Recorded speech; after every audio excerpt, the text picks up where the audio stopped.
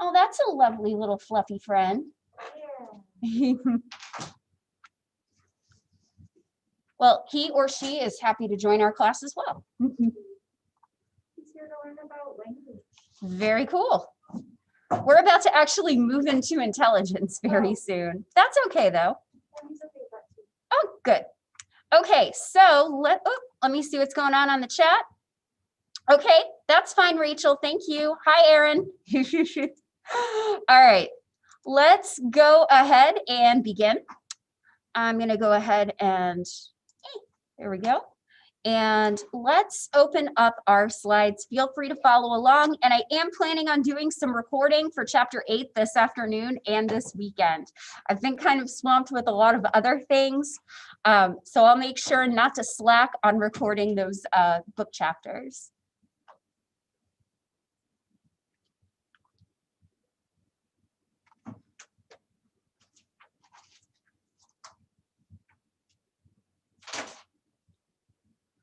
All right. So the last time that we were here, we were talking about the fact that language is subject to a critical period. So this is basically the idea that if you don't get exposed to language at a certain point, usually by about the age of 7, it is going to be very difficult for you to learn any language. And so there have been instances where children that have been subject to severe neglect or really haven't had exposure to that language for a variety of reasons. We've looked at instances where we've tried to teach people how to use and learn language. And what we find is that they can learn some things, but it doesn't look like the way that we use language. It doesn't have the same grammatical structure. It's more often referring to words and concrete objects rather than actually explaining ideas in language. The grammar's not right, the syntax isn't right. And so because of that, we do seem to believe that there is a critical period for language learning. And as I talked about last time, it can be very, very difficult for adults to learn a new language that is not the language, a new foreign language, for example. And at least here in the United States, we don't make it easy to learn a foreign language. Now, maybe some of you that have grown up in this country had earlier exposure to language than I did, but I didn't get exposed to Spanish really, despite the fact that I grew up in Florida, which has a pretty high Latinx population, and a lot of people speak Spanish down there, but I didn't actually get formally taught Spanish until I was in middle school, well past that critical period. Here's the other thing that I've kind of learned. The way that we teach foreign languages can make it more difficult to learn them. So when I was in my Spanish class, even in high school, it was pretty common for us to translate back into English and for the teacher to talk to us in English. That doesn't force you to start thinking in Spanish and start responding in Spanish. And it wasn't until I got to college and had to take a year of foreign language that that I learned that it tends to work a little bit better, and your learning tends to be better when you're actually immersed in the language and you're not constantly trying to translate between your language, your native language, and the foreign language. So we do know that immersion programs like Rosetta Stone work very, very well with language learning. And oftentimes when kids learn language, it's because they're being immersed in it as well. And so immersion seems to be really critical here. However, even if you get immersion, there is always going to be the possibility, like I mentioned with my father, that even if you learn the language, even if you speak it very well, it might be heavily accented to somebody who is listening to you. So just something to keep in mind. So we do tend to think in language. Raise your hand if you do not think in language, or respond on the chat. So it actually kind of came up. I think this was something that went viral on Twitter over the summer, the idea that not everybody talks to themselves. and some people absolutely do not. But when we do talk to ourselves, we are talking using language. But we do also think in images. And oftentimes we're going to find that we think in images when it's very, very difficult for us to put it into words. So for example, so right now I'm thinking about how to turn on my hot water tap in my bathtub. So I've got a hot one and a cold one. And it's easier for me to think about the image of me turning on the hot water than it is to go, okay, now I'm going to put my hand out and I'm going to turn it counterclockwise, and it's the handle on the left. We generally don't do that. We tend to think in images instead. So we typically don't think in words when we are trying to do something like open the hot water tap or when we're riding our bicycle.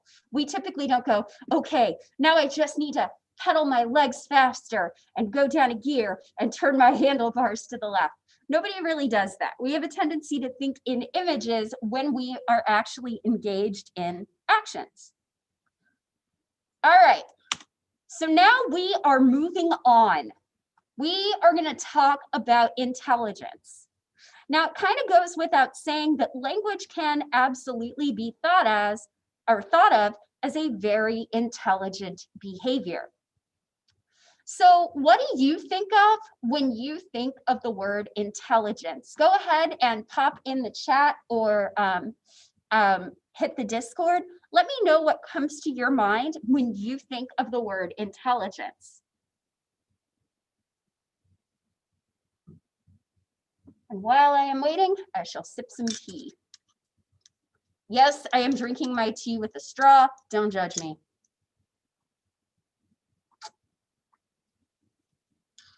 Okay, D. Perkins says IQ tests.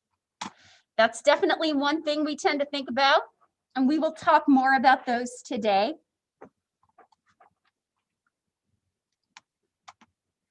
Anybody else? Would anyone in class like to share what they think of when they think of intelligence? Problem solving. Okay, problem solving. Okay. Chloe, any ideas or? I know there's only 2 of you in class, so I'm going to pick on y'all a lot. Sorry. Oh, that's okay. That's okay. We got a couple people typing on the Discord. D. Finley, Albert Einstein, Stephen Hawking. Yes, those are very intelligent people. So when we think of intelligence, we often think of like geniuses and stuff like that. Trinidad, I think of a person who is very clean, very quiet, and always studying.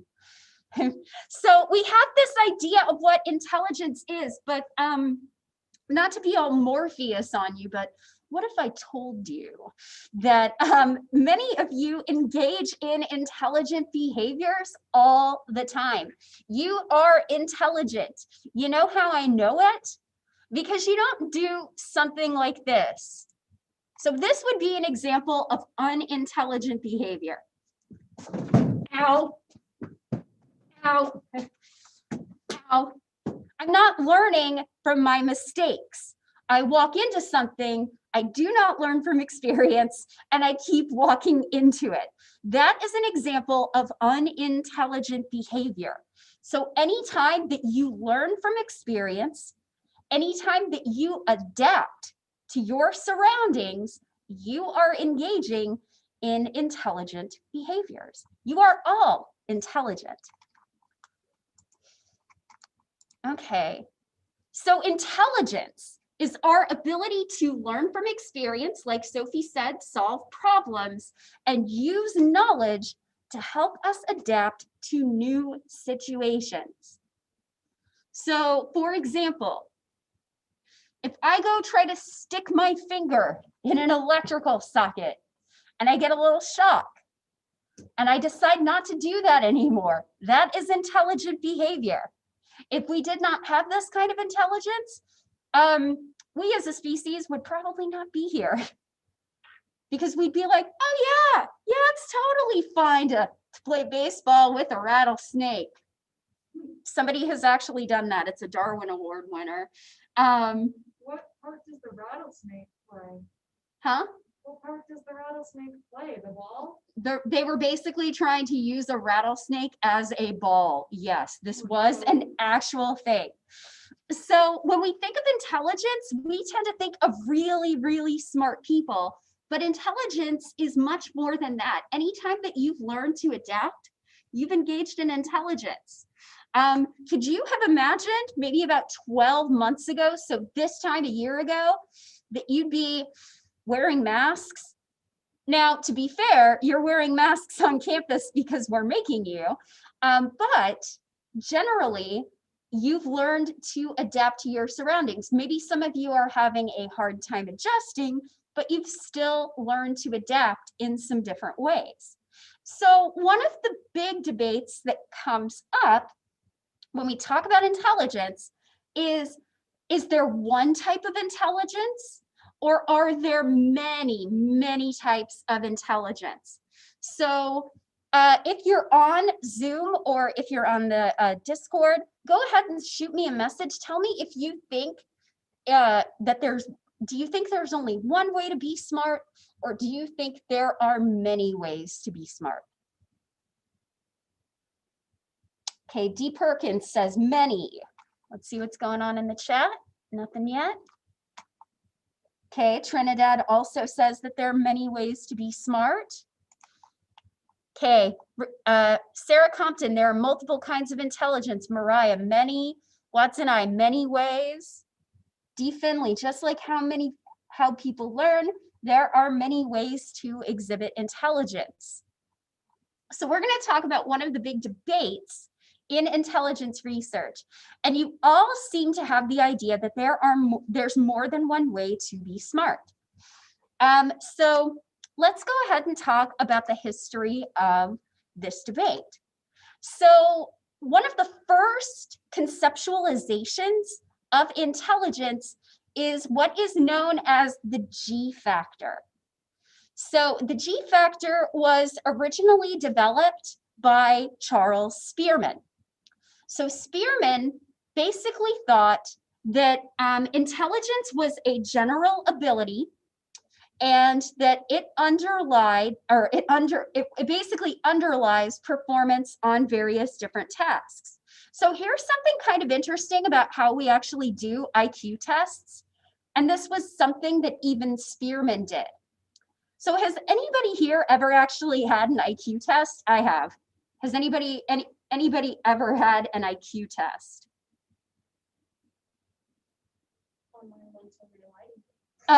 Okay, so first of all, online IQ tests are not true IQ tests. And yes, they do lie to you. Okay, let me see. Not an official one. Okay, so if you ever do get an official one, so part of the reason that I had one, I've actually taken two when I was a kid. And part of the reason that they did that was because my parents wanted to see if I was capable of being in our school's gifted program. And the gifted program only let you in if you have a certain IQ. And apparently I didn't have the skills the first time around to basically warrant my being in the program, and then I got in 2 years later. So here's the thing about IQ tests though. And I've also had training in IQ tests that are given to children. So the intelligence test that we give to children is called the WISC, the Wechsler Intelligence Scale for Children. We have another one for preschool age children. I don't know the full acronym, but we call it the WIPSI. I just think that's really cute. And then the one that we have for adults is the Wechsler Adult Intelligence Scale, or the WAIS. I have actually had training on the WISC, and here's how IQ tests work. You do a bunch of different tasks that have nothing to do with each other at all. So you might be asked to make up stories. You might be asked to pretend that you're walking on a tightrope. You'll have some memory tests. You'll do some arithmetic. You'll be asked general knowledge questions. I remember one that I got in kindergarten when I took the test. They asked me what animal hamburger comes from, and I said ham. I I thought it was cute. I was 5, come on. But the idea here is that none of these tasks are related to each other in any sort of way. But Spearman basically said, it doesn't matter that these tasks aren't related to each other. I can find an underlying common thread in terms of performance on each of those tasks. So if you are somebody that is high in this G factor, you will do well on a variety of different tasks, even if they're not related to each other. And he actually did this using something called factor analysis. So factor analysis, I'm not going to spend a lot of time on it because it's statistics and it's kind of gross.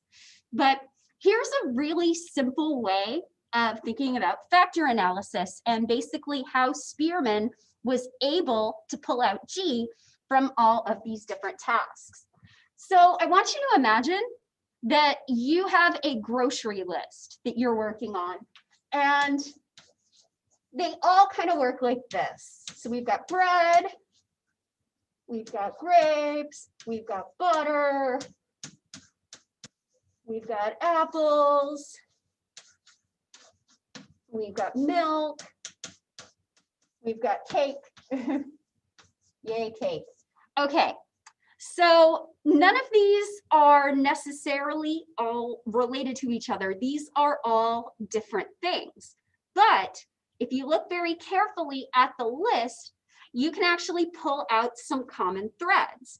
So I can pull out grapes and apples and basically head them under the factor of fruit. I can pull out butter and milk and basically give them the factor of dairy. I can pull out bread and cake and pull out the common factor of bakery. So this is a very simple idea of how factor analysis works. So the idea here being that I can give you a bunch of tasks and I can, based on your performance, I can pull out a common thread, that G factor that underlies all of them. So Spearman basically believed that those who score high in one area tend to score higher than average in other areas. So for example, as I got older and my skills developed a little bit better, I have certain reasons why I think my skills took some time to develop.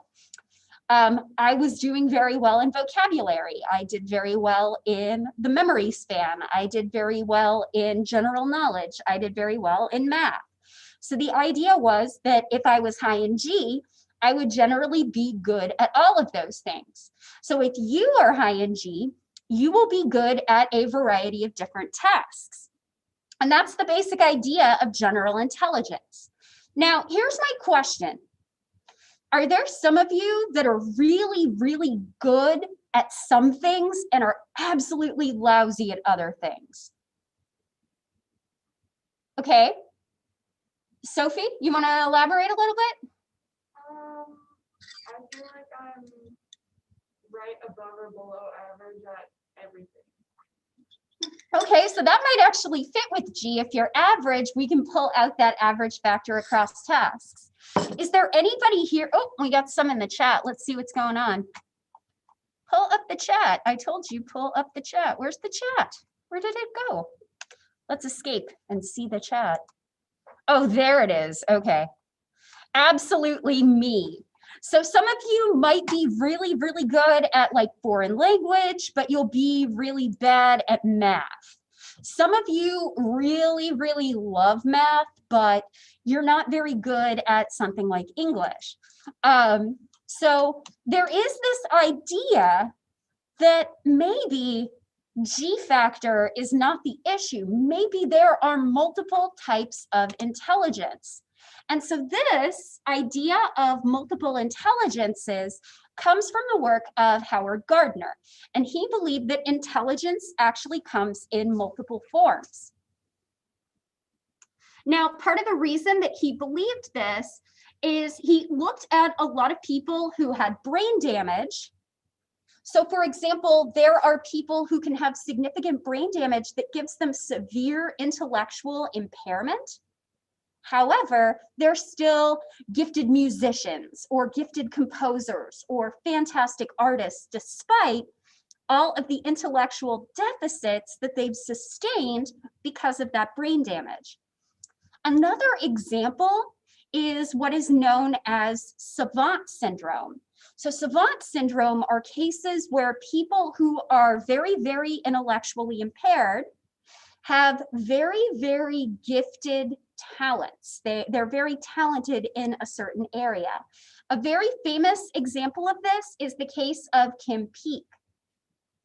So is anybody here familiar with the movie Rain Man? Probably not. It came out in the late 80s, so it's kind of an older movie. Let me see. The chat's gonna take a while to pop up because it's being weird. Where's my chat? Get over here, chat. Come on. Hey, where's the chat? Oh, there it is. Okay, I am. Okay. So for those who may not know, Kim Peek was a man who had what we call a genesis of the corpus callosum. So I may have mentioned really early on in the semester, the corpus callosum is a really thick fiber bundle that basically connects the two hemispheres together so that they can communicate with each other.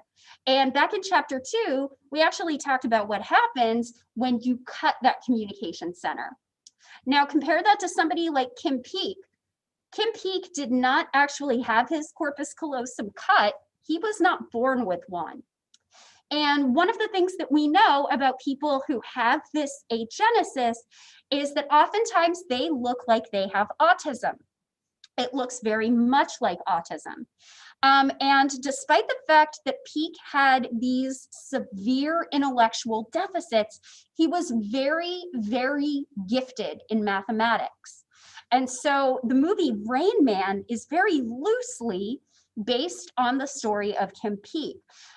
Rain Man is basically about two brothers, one played by Tom Cruise, the other played by Dustin Hoffman. Dustin Hoffman has some kind of intellectual disability, but he's very, very gifted at mathematics and probability and statistics. And Tom Cruise basically discovers, hey, I can use my brother to count cards and make money off of him. It basically has like a very heartwarming kind of message to it. But let's talk about Gardner's different types of smart. So Gardner believed that there were a few different types. So what we typically tend to think of as smarts is usually made up of linguistic intelligence and logical mathematical intelligence. That's what we typically tend to think of. But Gardner believed that there were other types out there. So there are what are called nature smarts or naturalist intelligence, spatial smarts, people who are very, very good with spatial intelligence. If you are a very gifted athlete, Gardner believed that you were very high in bodily kinesthetic intelligence or having a sense of body smarts and your position relative to other people. There were music smarts. There's intrapersonal intelligence, so understanding yourself, having self-awareness. And then there was interpersonal intelligence, which we call people smarts, or what some people refer to as street smarts. And maybe I'm a little bit bothered by that, I'll tell you the truth, because I've had a lot of people in my life who had no problem ever telling me, you know, you're really book smart, but you're not life smart or street smart. And I'm like, some of those things can be developed with time. It's okay. Okay, so when researchers have actually looked at which of those ideas is true, here's what's kind of interesting. Oh, I'm sorry. Anyone else have an unstable connection in RBAC? It just kicked me off. Have no fear. The recording on YouTube Live is here. If you're having issues in RBAC, hopefully that will be able to fill in what you might have missed. So when researchers have actually looked at which of these theories is correct, research overwhelmingly tends to back the general intelligence measure and not the idea of multiple intelligences. And part of the reason for that is because some of these things are less about intelligence and they're more about skills. So if you want to make music, if you want to get better at music, on some level, most of that, certainly not all, there are people who are very gifted at music, but many of these things are skills. Now, that's not to get rid of any natural talent that one might have, but a lot of these seem to be skills, and that's true for a lot of different aspects. I would even say word smart and logic smart have skills as well. So yeah, I know it's a little bit disappointing, but the research seems to support Spearman's G factor. Now, when we talk about research studies, intelligence is usually going to be defined as whatever the intelligence test measures. Now, this does tend to be school smarts, but there are some other intelligence tests out there that actually are what are referred to as culture fair. We'll talk more about what that means in a little bit, but you don't necessarily need school smarts for that. So we're going to start by talking about the history of intelligence tests and how we got to this notion of IQ. So the first person to really develop an intelligence test is the French researcher Alfred Binet. And so let me kind of explain what is going on at this point in time. So Alfred Binet was in France, and France was starting to develop a public school system. So in the late 1800s, early 1900s, we started realizing that compulsory public schooling might be good for children and to help them become more productive members of society. Education up until that point was largely the domain of the wealthy, the privileged. And so all of a sudden, every child has to go to public school. And so you are dealing with a wide variety of children who have never set foot in a classroom. You have no idea what they're capable of. You have no idea where they should be placed. You have no idea what education level is appropriate for them. So Alfred Binet basically designed an intelligence test as a diagnostic tool to help see who was at an appropriate level of schooling for their age, who needed some additional help, some structural supports, some educational supports. We might refer to that as remedial education. And then who was advanced and needed some additional challenges. So this test was designed to figure out where your education level was. And so he brought up the concept of a mental age.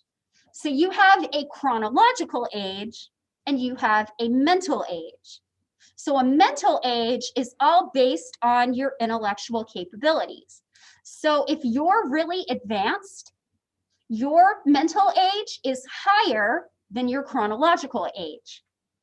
If you're right at an average level, your mental age matches your chronological age. And if you needed additional educational support, your mental age was less than your chronological age. So by coming up with what was appropriate for a certain mental age, you could get an idea of who needed help, who needed to be challenged, and who was right where they needed to be. And here's something that's actually kind of interesting about Binet. So I noticed when I asked people about what they thought intelligence was, somebody brought up Stephen Hawking and Albert Einstein. Those are really, really smart people. And at least in this country, we tend to think of intelligence as something that you either have or you don't. You're either smart or you're not. And that's something that you can never, ever change. So your intelligence level, we tend to act like it's fixed throughout life. Binet didn't believe that, which I think is actually really interesting. Binet believed that you could increase intelligence through education. It wasn't something static that was fixed. So next, here are, you don't need to write this down, but here are a couple of different examples that Binet used for his tests and the different mental ages associated with each. And again, you'll kind of notice that we're still working with Spearman's idea of throwing a bunch of random tasks that look like they have nothing to do with each other to get an idea of intelligence.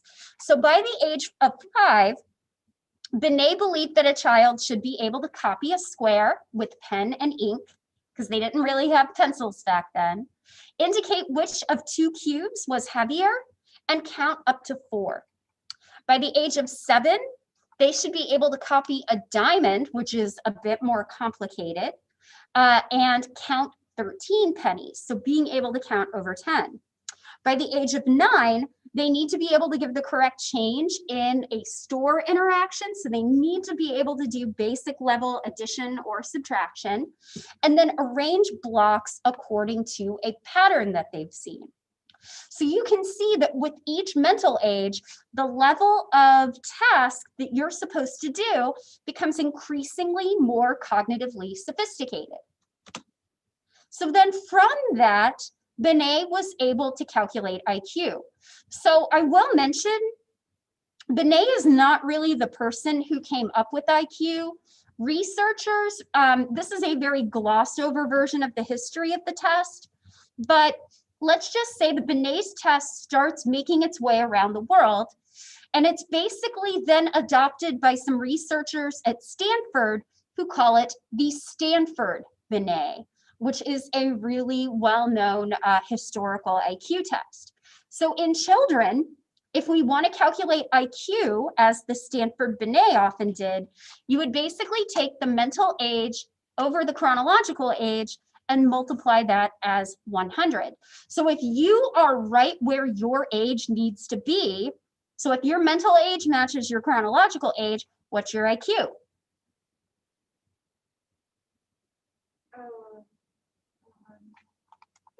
It is 100. So if your mental age is 9 and your chronological age is 9, 9 divided by 9 is 1, 1 times 100 is 100. If your mental age is greater than your chronological age, what's your IQ? It's going to be greater than 100. And if your mental age is less than your chronological age, your IQ will be less than 100. So here's what's kind of interesting. Mental age works well for kids. It doesn't really work well for adults. Why would calculating IQ in this way not work very well for adults? Anybody have any thoughts? Why would this not work well for adults? Yeah, Chloe. Is it because children are easier to, like, children progress through developmental stages, whereas adults have developed, so that was probably one by seeing their mental ages? Yeah, that's exactly it. So children go through developmental stages, and even though you'll get some variability between children, you generally know that over time they will be capable of increasing things. By the time that you reach adulthood, so I'm 37. How do I tell the cognitive difference between a 37-year-old and a 22-year-old that's in college? I mean, intellectually, maybe there are some things that they can do that I can't. Maybe there are some things that I can do that other 50-year-olds may not be able to do. So by the time that you hit adulthood, it's very, very difficult to figure out what an age appropriate norm is, because by the time that we hit adulthood and we've matured, we're all really different from each other. And as we get older, we will become even more different from each other. That's why some of your grandparents are really gifted at using computers, and some of your grandparents are not even interested in figuring out how they work. So there's going to be some differences. So here's how we actually determine IQ for adults. So we give an IQ test to a pre-tested group. So we basically give them a standardized test. This has been tested out on other people already. And they basically look at your score and they compare it to the performance of that pre-tested group. If your performance matches most of the people in the pre-tested group, your IQ is going to be around 100. If your performance is better than most of the people in the pre-tested group, your IQ is probably going to be over 100. And if your performance on this test is worse than the people in this pre-tested group, your IQ is going to be lower than 100. So for adults, we basically make IQ a standardized test. So here's what we do. This is the Wechsler Adult Intelligence Scale. You can kind of get a pretty good idea of how we do this for adults. So we have a few, like I said, we throw a bunch of different tests together and we basically pull out the common level of performance to determine your IQ. So verbal information, so basically the entire Wechsler scale, there are 3 different components. So you basically get 3 different scores. You get general overall level intelligence, so a general IQ. You also get an IQ for verbal materials, and you get an IQ for performance materials. So the verbal will include things like general information. So kind of like the question that I got, what animal does hamburger come from? It is not ham. Similarities. So noticing similarities between 2 words or 2 objects, math reasoning, vocabulary, reading comprehension, and digit span, which is a test of short-term memory ability. I give you a bunch of digits. You have to repeat them back in the order that you heard them. Then we have performance IQ. That will include tasks like picture completion. So I show you a picture. You have to tell me a story about what you see. Arranging pictures, block design, object assembly, digit symbol substitution, which is a measure of how fast you can process information, and then matrices. And we'll kind of talk some more about some matrices in a minute, because they are also a pretty good measure of intelligence. So when we assess intelligence, we want to make sure that our test is good. So I already kind of talked about what standardization is, but a good test and a good intelligence test needs to meet the following qualities. So how many of you have had a standardized test? If you're here in the United States, you've spent a lot of time in your childhood taking standardized tests. I maybe only had maybe 1 a year. Sometimes you will have multiple ones a year. So the reason that we call that a standardized test is because your score is basically defined by comparing it with that pre-tested group, like I already mentioned. This is how they determine your SAT score. This is how they determine your ACT score. This is how they determine your AP tests. This is how they're going to determine your GRE. Oh, do you want me to go back? I'm sorry. I'm not going to actually test you on these different components. I will tell you that. But if you want this for your general enrichment, I'm happy to go back to this. Let me know when you're done, okay? And I will sip some tea.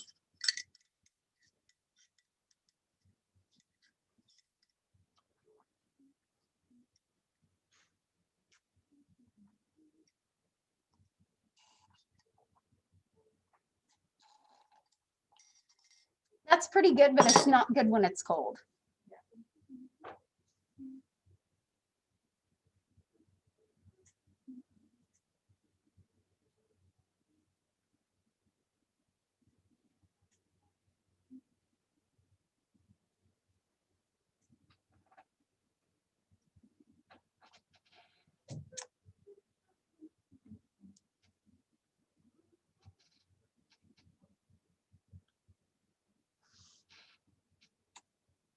Dee, are you good? Or you need a little more time? Okay, thanks. Sorry about that. All right, so As I mentioned, any standardized test that any test that you've probably ever taken at a nationwide level is probably going to be standardized.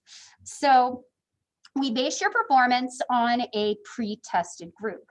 Now, here's what's important that a good test, especially if it's a standardized test, is always going to need. A good test needs to be both what we call reliable, and it needs to be valid. So when we talk about reliability, this means that I need to get a consistent score every time I take the same test. So here's what's really critical. It does not have to be a perfect match. So if I get 130 on my first IQ test, I am not necessarily guaranteed to get 130 on the next one. It doesn't work that way. However, I should be hitting close to the ballpark of 130 if this is a reliable test. So if I take an IQ test and my first score is 130, and then I take it again and my score is 75, that's not a reliable test. I would think that that test is pretty suspect. So we should find that when you take the test over and over again, you may not get exactly the same score, but it should be hitting on a certain score or hitting close to a certain score, if this is, in fact, a reliable way to measure your intelligence. Does anybody have any questions on reliability? So the next thing that we need is that this test needs to be valid. If I am measuring your intelligence, my test should do exactly what it says it does and actually measure intelligence. So here's an example. This is a really goofy example that I use all the time, but we're just going to go with it. So I want you to imagine that I've developed a brand new IQ test. It's very simple. It's very easy.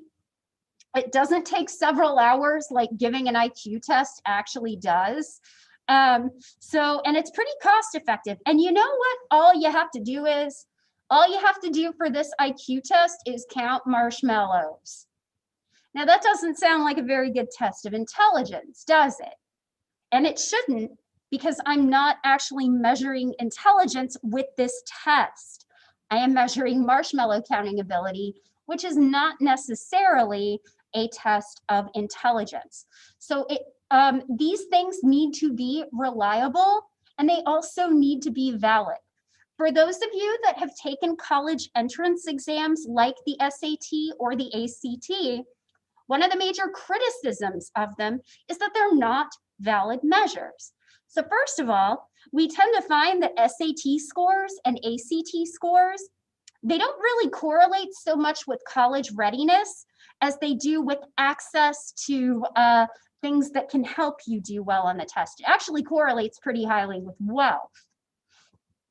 So people who have access to tutors or courses or programs or books and tapes and things like that, they tend to do better on these tests. One of the other things that we find is that these college entrance exams really only do a good job of predicting your first semester's college grades, if even that. If you are a member of a marginalized group, so if you're female or if you are working class, or if you are a person of color in those cases, we do tend to find that SATs actually underestimate your college performance. And because they don't fully measure on what they say they're going to measure, a lot of people have argued that these tests are technically a form of consumer fraud. And it's part of the reason why you're starting to see, especially in light of the pandemic, people kind of doing away with those tests. First of all, because a lot of people weren't able to take them, but really the issues with these college entrance exams is pretty well documented. So it may not be a valid test. All right, one more slide, and then we're gonna finish up. So one of the things that we find when people take IQ tests, especially when they're taking this standardized test, is that intelligence in the human population tends to approximate a normal distribution. Now, this is not a statistics class, so don't worry about necessarily knowing all of the details of the normal distribution. But what's special about this normal distribution is that the average, or the mean, also is the median. And it's also the mode, the most frequently occurring value. So let's talk about what this means. So when we look at the population of IQ, the average is about 100%. So the average IQ of a person is 100%. So if you run into a person and you tried to guess their IQ, odds are pretty good. It's going to be pretty close to 100. That's what the average is. Additionally, it is also the median. So here's what that means. 50% of the population has an IQ higher than 100. 50% of the population has an IQ lower than 100. So that's what we mean. So what we tend to find is that because of some of these mathematical properties, the standard deviation of IQ is about 15 points. You don't need to know what that means. I will not ask you for a standard deviation. What it does mean, though, is about 68% of the population has an IQ between 85 and 115.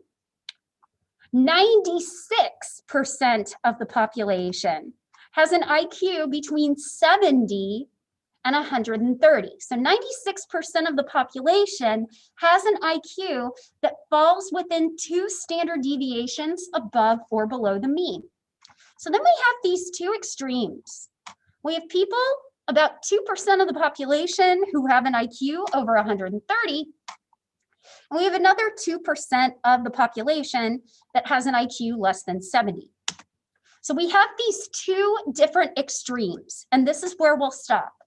So an intelligence test that is valid, basically will divide two groups of people into these extremes.